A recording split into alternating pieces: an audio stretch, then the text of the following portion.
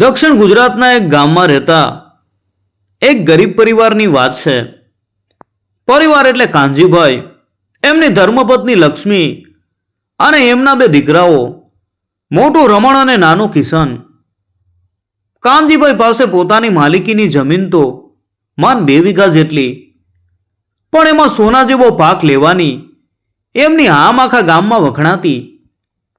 એમનું જીવન ખેતરની માટી સાથે એવી રીતે જોડાયેલું હતું જાણે માટી એમનો શ્વાસ અને મહેનત એમનો ઓડકાર હોય. સવાર પડે ને સૌથી પહેલા કાનજીભાઈ અને લક્ષ્મી ખેતર તરફ ચાલી નીકળે.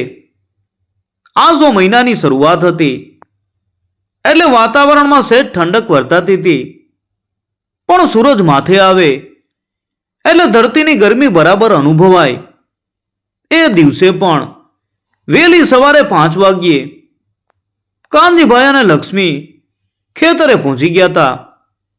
રમણ અને કિશન, જેની ઉંમર 12 અને 10 વર્ષની હતી, એ બંને સ્કૂલે જતા પહેલા ખેતરમાં થોડી મદદ કરી જાય. કાનજીભાઈ ખભે કોદાળી મૂકીને આજુબાજુની વાળ વ્યવસ્થિત કરતા હતા અને લક્ષ્મી બેઠી બેઠી કપાસના છોડમાંથી વધારાનું ઘાસ નીંદતી હતી. કાનજીભાઈએ પરસેવો લૂછતા લૂછતા કહ્યું કે લક્ષ્મી, જોને, આ વખતે કપાસનો પાક રામજીની દયાથી ખૂબ સારો ઉતરશે, પણ હજી 2 દિવસ આ ગરમી રહી તો છોડને પાણી વધારે જોહે. લક્ષ્મીએ માથું ઊંચું કરીને આકાશ તરફ જોયું. હા કાનજી, ચિંતા ન કરો, ભલે આપણે ગરીબ છીએ પણ આપણી મહેનત ઉપર રામજીની મહેર છે. આજે કિશન અને રમણ આવશે એટલે એમને કૂવામાંથી 2 બેડા પાણી કાઢવાનું કહીશું. એમની મદદથી કામ પતાવીને જલ્દી ઘેર જઈશું.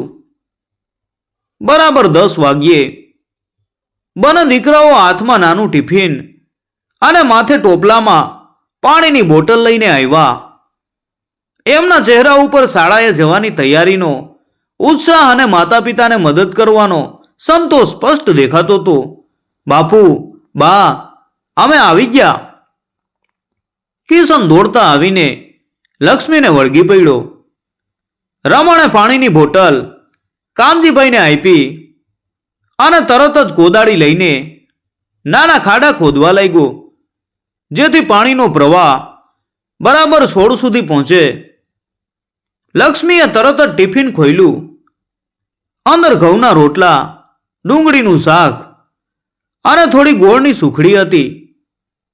ચાલો બધા ભૂખ્યા થયા હશો, થોડું ખાઈ લ્યો, પછી સૂરજ માથે આવે એ પેલા બધું કામ પતાવી દઈશું. 4 જણા જમીનની ધૂળ ઉપર બેસીને એકબીજાની સામે જોઈને હસી મજાક કરતા કરતા ભોજન કરવા લાગ્યા.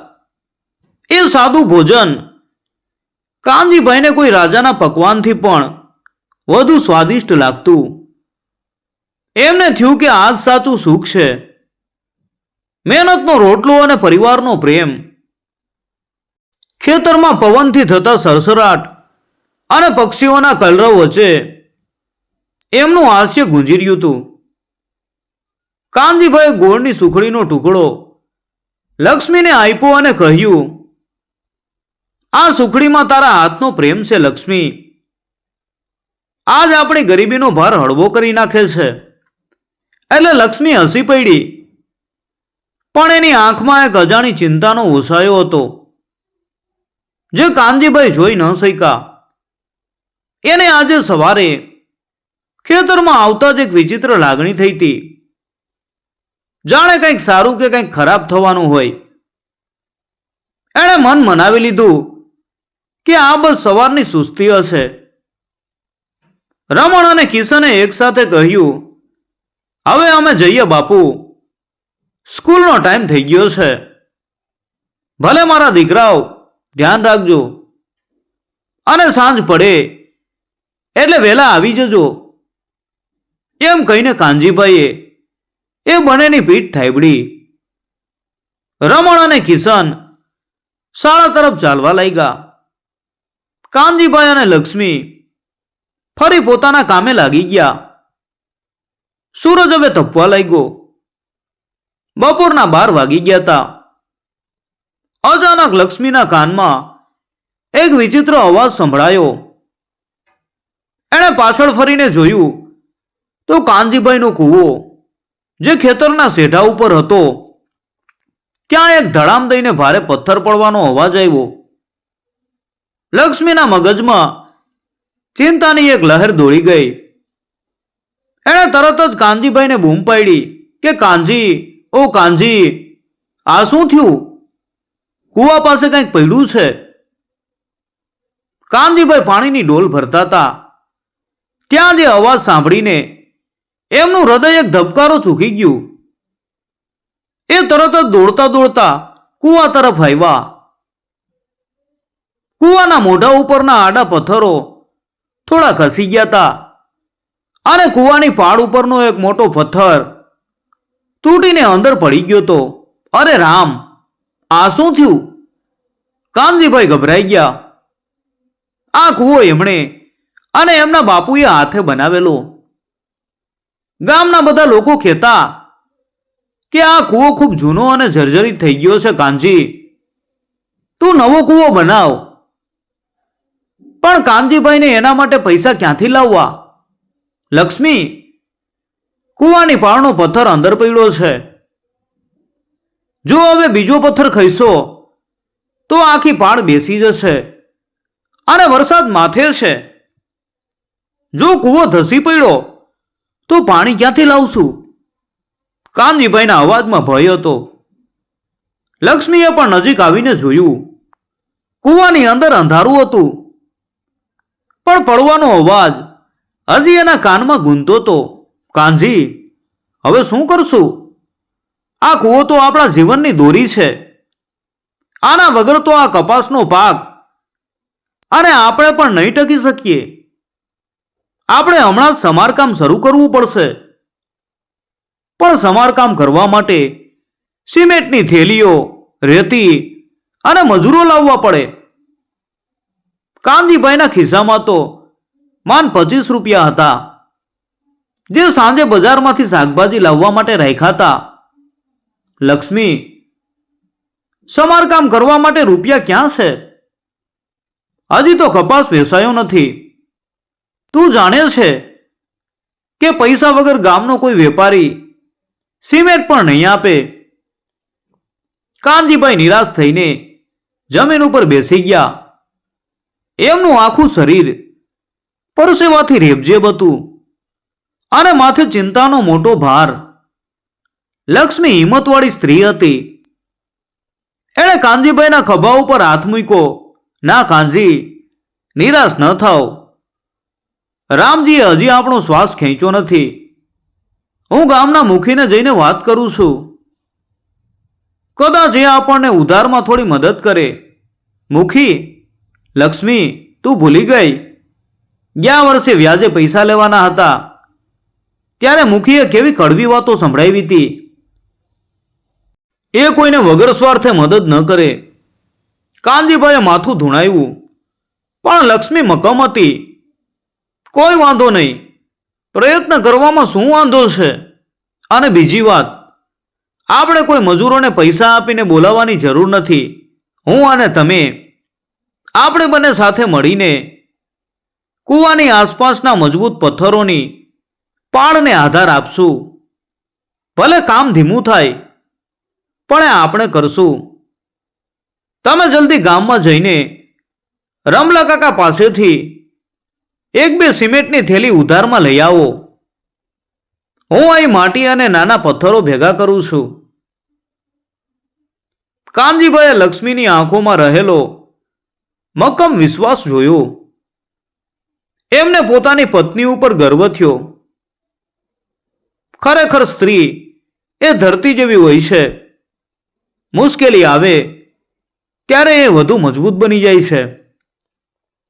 કાનજીભાઈ દોડતા દોડતા ગામમાં ગયા. લક્ષ્મીએ તરત જ પોતાનું કામ શરૂ કરી દીધું. એણે આજુબાજુના ખેતરોની વાડમાંથી પથ્થરો ગોતીને લાવવાનું શરૂ કર્યું. એના હાથ અને કપડાં માટીથી ખરડાઈ ગયા, પણ એના મગજમાં એક જ વિચાર હતો, કૂવો બચાવવો છે. બરાબર ત્યારે જ આકાશમાં કાળા વાદળો ઘેરાવા લાગ્યા. એક જોરદાર પવનનો સુસવાટો આવ્યો. લક્ષ્મી સમજી ગઈ કે મોટી આફત માથે છે. વરસાદ શરૂ થાય એ પહેલા કૂવાને થોડો મજબૂત કરવો પડશે. એણે પોતાની શક્તિ કરતા વધુ તાકાતથી એક મોટો પથ્થર ખેંચ્યો. પથ્થર તો ખસ્યો, પણ લક્ષ્મીનું સંતુલન બગડ્યું અને એ લપસી પડી. એનો પગ કૂવાની ધારની નજીક આવી ગયો. એક ક્ષણ માટે એને લાગ્યું કે હવે એ કૂવામાં પડશે, પણ તરત જ એણે પોતાના હાથ જમીન ઉપર મજબૂતીથી ટેકવ્યા અને શરીરને પાછળ તરફ ખેંચ્યું. હાશ, એ બચી ગઈ. એના હાથમાં અને ઘૂંટણમાં માટી અને નાના કાંકરા ઘૂસી ગયા હતા, પણ એને દુખાવો પણ ન વર્તાયો. એ તરત જ ઊભી થઈ, કપડાં ખંખેર્યા અને ફરી પથ્થરો એકઠા કરવામાં લાગી ગઈ. એના મનમાં એક જ ડર હતો, કાનજીભાઈ સિમેન્ટ લઈને આવે એ પહેલા જો વરસાદ શરૂ થઈ ગયો અને કૂવો ધસી પડ્યો તો એમની મહેનત પાણીમાં જશે. બરાબર એ જ વખતે દૂરથી કાનજીભાઈનો આફળો ફાફળો અવાજ સંભળાયો. કાનજીભાઈ દોડતા દોડતા આવતા હતા.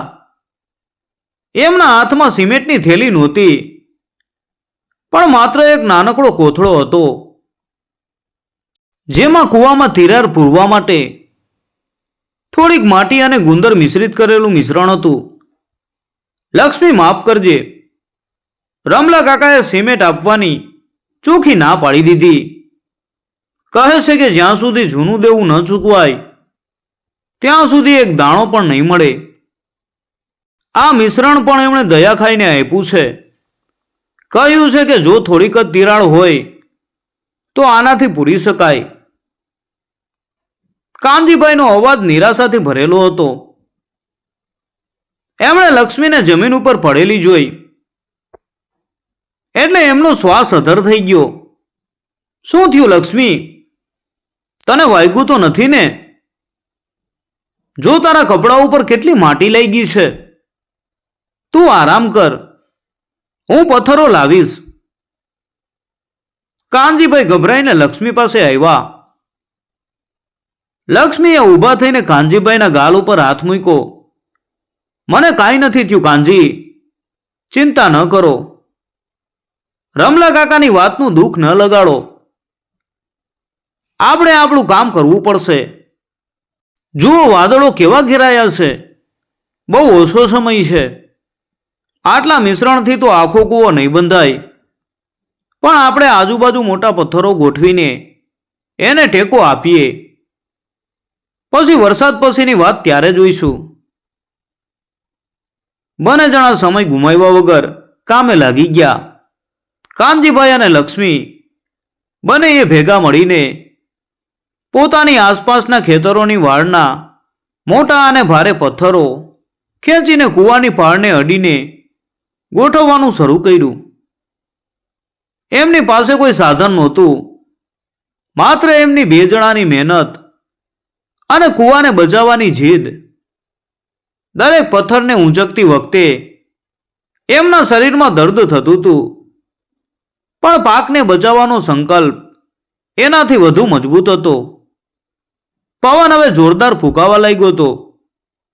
વીજળીના ચમકારા થવા લાગ્યા હતા અને સાથે જ મોટા ટીપા પડવાનું શરૂ થયું. લક્ષ્મીએ બૂમ પાડી કે કાનજી, હવે આપણે જવું પડશે. વરસાદ ખૂબ જોરદાર આવશે. પણ કાનજીભાઈએ નજર ઉપર ન કરી. ના લક્ષ્મી, બસ આ છેલ્લો પથ્થર. જો આ પથ્થરને અહીં મૂકી દીધો તો કૂવાની પાળને થોડોક ટેકો મળી જશે. હું નીચે ઝૂકીને પથ્થર સરખો મૂકું છું, તું મને પકડી રાખજે. કાનજીભાઈ કૂવાની કિનારી ઉપર લગભગ બેસી ગયા અને છેલ્લો મોટો પથ્થર ધક્કો મારીને જગ્યા ઉપર મૂક્યો. એટલામાં જ ઉપર આકાશમાંથી એકદમ જોરદાર વીજળીનો કડાકો થયો. કડાકો એટલો જોરદાર હતો કે ધરતી ધ્રુજી ઉઠી. એ જ ક્ષણે કૂવાની પાળમાંથી કચડ દઈને એક ભયાનક અવાજ આવ્યો અને કૂવાનો એક મોટો ભાગ ધસી પડ્યો. લક્ષ્મીએ ચીસ પાડી કે કાનજી. કાનજીભાઈએ પથ્થરને જેમ તેમ ટેકો આપી દીધો હતો, પણ એ ધડાકાથી લક્ષ્મી ડરીને પાછળ હટી ગઈ. એ જોતી રહી કે કાનજીનો પગ કૂવાની માટી સાથે અંદર ધસી ગયો હતો. એમના મોઢામાંથી એક જોરદાર ચીસ નીકળી ગઈ અને ત્યારે દૂરથી બે નાના અવાજો આવ્યા, બાપુ, બા. શાળામાંથી પાછા ફરતા રમણ અને કિશન, જે કાળો વરસાદ શરૂ થતા દોડતા આવતા હતા. એમણે આ દ્રશ્ય જોયું. એમણે જોયું કે એમના પિતાનો પગ કૂવાની અંદર ખૂંપી ગયો હતો અને એ દર્દથી પીડાતા હતા. વરસાદ હવે ધોધમાર શરૂ થઈ ગયો હતો. રમણ અને કિશન જેઓ દોડતા આવ્યા હતા, એમણે આ ભયંકર દ્રશ્ય જોયું. એમની માતા લક્ષ્મી પિતાજીને પકડીને ખેંચવાનો નિષ્ફળ પ્રયત્ન કરી રહી હતી, પણ કાનજીનું શરીર ભારે હતું અને માટીમાં એમનો પગ ખૂબ ઊંડો ખૂંપી ગયો હતો. વરસાદના પાણીથી કૂવાની આજુબાજુની માટી વધુ નરમ થઈ જતી હતી, એટલે કાનજીભાઈનો પગ વધુ અંદર જવાનો ડર હતો. કિશન રડતા રડતા લક્ષ્મી પાસે પહોંચ્યો. બા, શું થયું બાપુને? લક્ષ્મીએ કાંપતા અવાજે કહ્યું કે બેટા, જોને કૂવો ધસી પડ્યો અને બાપુનો પગ અંદર ફસાઈ ગયો છે. આપણે જલ્દી કંઈક કરવું પડશે, નહીં તો બાપુને વધારે વાગશે. એનું શરીર પણ થાક અને વરસાદના પાણીથી થરથરી રહ્યું હતું. મોટો દીકરો રમણ, જે સ્વભાવે શાંત અને હિંમતવાળો હતો, એ તરત જ સમજી ગયો કે રડવાથી નહીં પણ મહેનતથી પિતાને બચાવી શકાશે. બા, તું ચિંતા ન કર. કિશન, તું અહીં આ બાજુથી માટી ખોદવાનું શરૂ કર. હું આ બાજુથી પથ્થરો ખસેડું છું અને બાપુના પગની આસપાસની માટી હળવી કરું છું. રમણે તરત નિર્ણય લીધો. કાનજીભાઈ દર્દથી આહ ભરતા બોલ્યા, અરે ના દીકરાઓ, તમે નજીક ન આવો. માટી નરમ છે, ક્યાંક તમે પણ ન ફસાઈ જાઓ. તમે બંને જણા જલ્દી ઘેર જાઓ. પણ રમણ અને કિશને પિતાની વાત સાંભળી નહીં. કિશન નાનો હતો એટલે એણે નજીકમાં પડેલી એક લાકડી લીધી અને કાનજીભાઈના પગની આજુબાજુની ભીની માટીને એ હળવી કરવા લાગ્યો. રમણે પોતાની નાની તાકાતથી કૂવાની પાળ ઉપર પડેલા નાના પથ્થરોને દૂર હટાવ્યા, જેથી કાનજીભાઈના શરીર ઉપર વધુ વજન ન આવે. લક્ષ્મી કાનજીભાઈના શરીરને આધાર આપીને પોતાના બંને બાળકોની બહાદુરી જોઈ રહી હતી. એની આંખોમાં આંસુ હતા, પણ એ આંસુ દુઃખના નહીં, ગર્વના હતા. આ એ જ ગરીબ પરિવાર હતો જેની પાસે દુનિયાના સુખ સાધનો નહોતા, પણ એમની પાસે મહેનત, મમતા અને એકબીજા પ્રત્યેનો ગાઢ પ્રેમ હતો. 15 મિનિટની સતત મહેનત પછી કિશને માટી થોડી હળવી કરી અને રમણે પોતાની પૂરી તાકાત લગાવીને કાનજીભાઈના પગને ઉપર તરફ ખેંચ્યો. રમણે બૂમ પાડી કે ઉપર ખેંચો બાપુ, હિંમત રાખો. અંતે ચપ અવાજ સાથે કાનજીભાઈનો પગ માટીના બંધનમાંથી મુક્ત થયો. કાનજીભાઈ માટીથી લથપથ થયેલા પીડાતા પગ સાથે જમીન ઉપર ઢળી પડ્યા. લક્ષ્મીએ તરત જ કાનજીભાઈના માથા નીચે પોતાનો હાથ મૂક્યો. રમણ અને કિશન બંને થાકીને આભી રહ્યા હતા, પણ પિતાને બચાવી લીધાનો સંતોષ એમના ચહેરા ઉપર હતો. મારા દીકરાઓ, આજે તમે મારા જીવતરના દીવા બનીને આવ્યા. હું તમારો આભાર કેવી રીતે માનું? કાનજીભાઈ આંખમાં આંસુ સાથે બંને દીકરાઓને વહાલથી વળગાડ્યા. કિશને માસૂમ અવાજે કહ્યું કે આભાર નહીં બાપુ, તમે અમારી તાકાત છો. તમને કાંઈ થશે તો અમે ખેતી કોના માટે કરશું? વરસાદ હવે ધીમો પડી ગયો હતો. આકાશમાં થોડો પ્રકાશ થવા આવ્યો. કૂવો ભલે અડધો તૂટી ગયો હતો, પણ એની આજુબાજુ ગોઠવેલા પથ્થરો કાનજીભાઈ અને લક્ષ્મીની મહેનતની સાક્ષી પૂરતા હતા. એ જ સમયે ગામના વેપારી રમલા કાકા, જે વરસાદમાં આ બાજુથી પસાર થતા હતા, એમણે આ દ્રશ્ય જોયું. કાનજીભાઈનો પગ માટીમાં ફસાયેલો, બાળકોની મહેનત અને આખા પરિવારનો નિસ્વાર્થ પ્રેમ. રમલા કાકાનું હૃદય પીગળી ગયું. એમણે તરત જ દોડતા આવીને કાનજીભાઈને ઊભા કર્યા. કાનજી, મને માફ કરજે. મેં તારા પૈસાની ગરીબી જોઈ, તારા હૃદયની નહીં. આ કૂવો હું તને પાકો બનાવી આપીશ, અને તારા દીકરાઓની આ બહાદુરી. આનાથી મોટો ધનવાન બીજો કોઈ નથી. ગરીબીએ ભલે આ પરિવારને સતાવ્યો હોય, પણ ખેતરની માટીની મહેક અને એમની મમતાના ઓછાયાએ આખરે પરિવારને એક નવી હિંમત અને ગામના લોકોનો સાથ અપાવ્યો. કાનજીભાઈને લાગ્યું કે એમનો કૂવો ભલે તૂટ્યો, પણ આજે એમના પરિવારનો પ્રેમ અને વિશ્વાસ ક્યારેય ન તૂટે એવો મજબૂત બની ગયો હતો.